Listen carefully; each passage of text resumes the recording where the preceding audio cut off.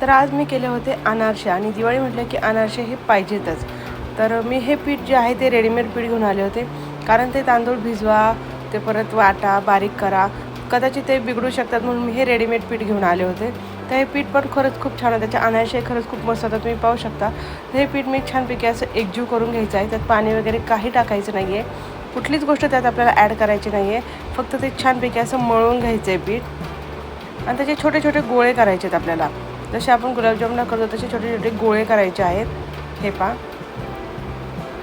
आणि हे गोळे केल्यानंतर आपल्याला ते जे आपण खसखस आहे त्यावरती ते छानपैकी असे गोल गोल असे छोट्या छोट्या आकारामध्ये करून घ्यायचे आहेत. हे पहा.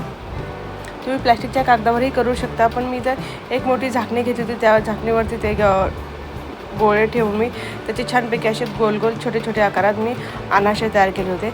आणि अनारसे भाजताना नेहमी खसखसीची बाजू ही वरती ठेवायची आणि ज्या बाजूने आपण थापतो ती बाजू खाली ठेवायची असते. तर हे पहा. आणि अनारसे हे नेहमी मंद आचेवरती भाजायचे, तळायचे, किंवा ते तेलात किंवा तुपात दोन्हीत कशातही तुम्ही तळू शकता. तर हे पहा किती सुंदर आणि एक नंबर झाले होते, अगदी खुसखुशीत झाले होते अनारसे. तुम्हाला जे करायचे असेल तर तुम्ही नक्की रेडीमेड पीठ घेऊन करू शकता.